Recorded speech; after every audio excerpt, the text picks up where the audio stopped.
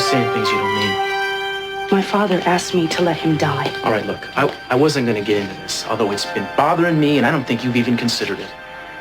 Your father, it was not fair of him to ask you to do something he knows you're not capable of doing. Now, I love Mr. C almost as much as you do, but to lay that on you was taking advantage of your love. It was a request from a father to a daughter. Eden, he was leaning on your incredible desire to please him. Don't you... He knew the dilemma he was thrusting you into. He went right ahead and did it anyway. I think it was a selfish, insensitive thing to do. He trusted me.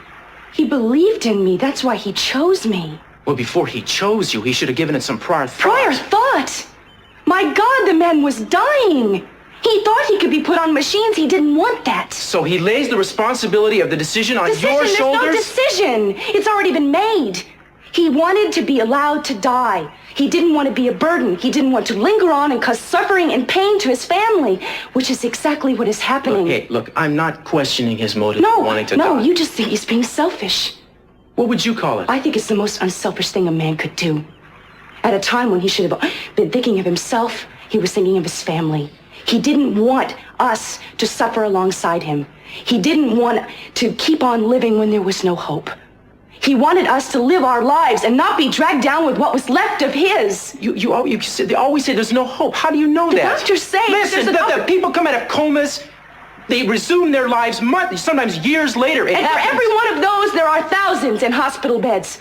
Not living, not dying, existing. Damn it, I don't care. That's murder. I don't care what you call it. You have a court order in your hand. When you unplug that machine, it's the same thing. To you, maybe, but not to me.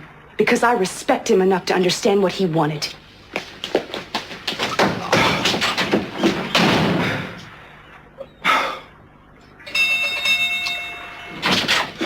Oh, good, you're here. I need help. Listen, man, I can't. I'm sorry I told you. I can't help.